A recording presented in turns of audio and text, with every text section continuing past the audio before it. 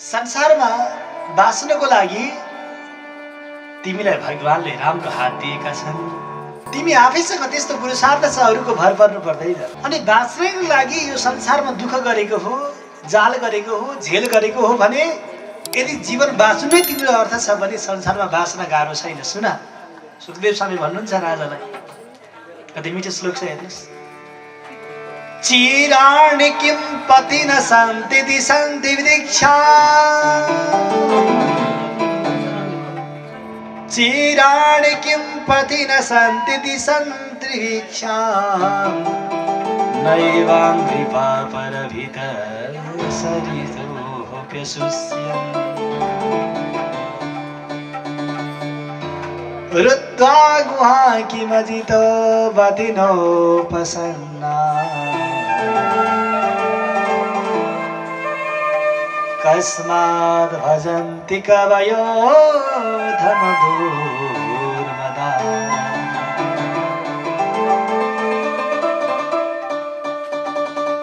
तिमीलाई कपडाको गाह्रो भयो होला, कपडा लगाउनको लागि संसारलाई ढाँटेको होला, छलेको होला तिमीले।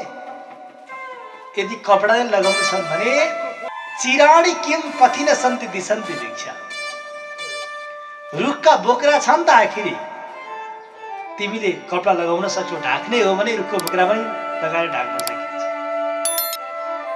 यदि तिमीलाई खानाको चाहनाले तिमी ढाँटेका हौ, छलेका हौ, आफूलाई वास्ता नगरेका हौ भने सरितोप्यसुष्यन्, सरित भनेको गङ्गाहरू नदीहरू सुकेका छैनन् आजसम्म, मस्त पानी भएका छन्, पानी पिएर पनि खान सक्छौ। यदि तिमीले बस्नलाई घर बनाएका हौ, राति शीतलाई ढाक्न बनाएका छौ भने रुद्धा गुहा किमजितो वदिनोपसन्ना, गुहा भनेको खाली गुफाहरू कति छन्, कति ओडारहरू, त्यहाँ गएर पनि तिमी रात कटाउन सक्छौ। यदि यस्तो हुँदाहुँदै पनि सधैँ पैसा पैसा भन्छौ भने कस्माद् भजन्ति कवयो धन दूर्मदान्धम्, हे धनमा दूरमति भएकाहरू, धनमा मात्रै आँखा गाडेकाहरू, सुन, बाँच्नको लागि मात्रै धनको आवश्यकता होइन, बाँच्न जसले पनि बाँच्छ। हजुरहरू लगभग दिनमा 2 पटक अनुहार त हेरिराखिन्छ होइन, कम्तीमा पनि होइन, कम्तीमा एउटा मान्छेले दिनमा 2 पटक अथवा 1 पटक त ऐना जसले पनि हेर्छ। अझ अहिले त फेसबुक, टिकटक, अनेक प्रकारको साधनले त कतिचोटि हेर्ने हो, कतिचोटि अनुहार मात्र हेऱ्यौँ आज हामीले। त्यो जहिले बिहान अनुहार हेर्ने बेलामा मैले आजसम्म जीवनभर काम कति राम्रो गरेछु भनेर एकचोटि हेर्ने प्रयास गरेँ। मेरो जिन्दगी कति बितिसक्यो होला भनेर हेर्ने प्रयास गरेँ। यदि हामीले अनुहार मात्र हेऱ्यौँ, आफैलाई हेऱ्यौँ भने यति कुरा छुट्दा छुट्दै हामी मर्छौँ अनि हामीलाई जिन्दगीमा ठुलो पश्चाताप लाग्छ। कस्तां तो नावृत्य परानुचिन्त्या मृते पशो न सति नाम युज्या, पश्यन्ननं पतितवैतरण्यां स्वकर्मणां परितपाजुषाणा। संसारमा मनुष्य खाली अरूको चिन्ता मानेर आफ्नो जिन्दगी बिताउँछ, खाली अरूको चिन्ता। विवाह गर्नुभन्दा अगाडि मैले पैसा कमाउनु पर्छ, विवाह गर्नुपर्छ, घर बनाउनु पर्छ भनेर अरूको चिन्तालाई जीवन बिताए। विवाह गरे श्रीमतीलाई कसरी खुसी पार्ने, सधैँ चन्द्रमुखी कसरी बनाउने, सूर्यमुखी र ज्वालामुखी नबनाउने भनेको जिन्दगी बिताए। अनि छोराछोरी हुर्कायो, बढायो, अब छोराछोरीलाई कसरी राम्रो पढाउने भनेर जिन्दगी बिताए। त्यसपछि समाजमा कसरी राम्रो पद प्रतिष्ठा कमाउने, राम्रो घर बनाउने भनेर जिन्दगी बितायो भने यो श्लोकले भन्यो जिन्दगीभरि मान्छे खालि अरूको चिन्ताको लागि आफ्नो जिन्दगी हेर्नुपर्छ। आफ्नो जिन्दगीलाई पनि आफूले हेर्ने प्रयास गर्नुपर्छ।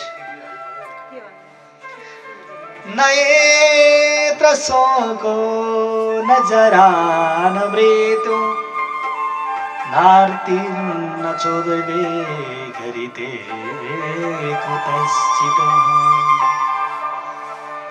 यद्याचितो तं कृपया निदविदां, दुरन्त दुःखं प्रपदात्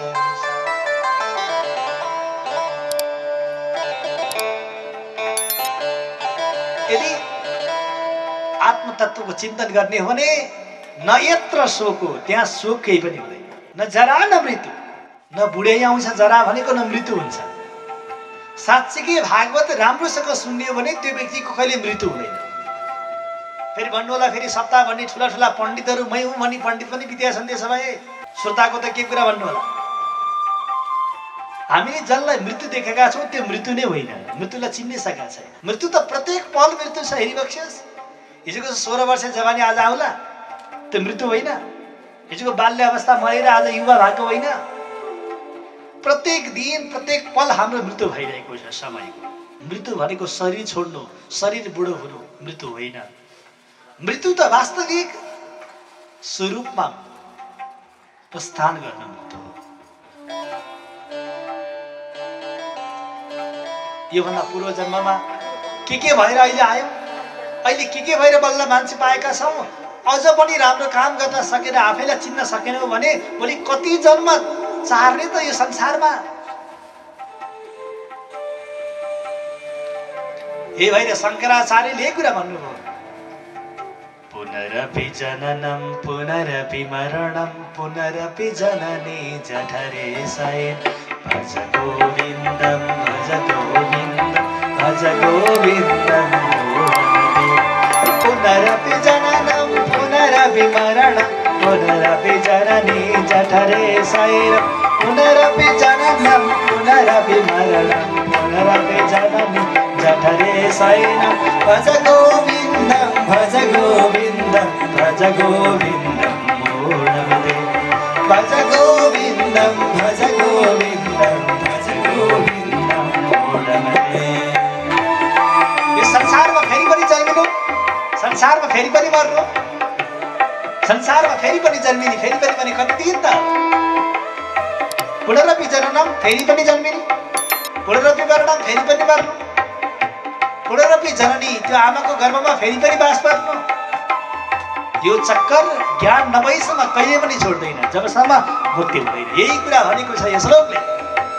पुनरपि जननं पुनरपि मरणं पुनरपि जननी जठरे शयेन भज गोविन्दं भज गोविन्दं भज गोविन्दं मूढमते भज गोविन्दं भज गोविन्दं भज गोविन्दं मूढमते।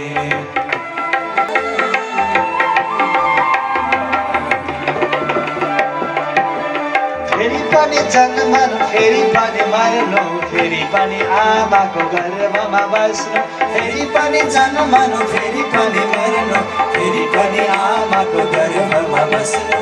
पुनरपि जननं पुनरपि मरणं पुनरपि जननी जठरे शयेन भज गोविन्दं भज गोविन्दं भज गोविन्दं मूढमते।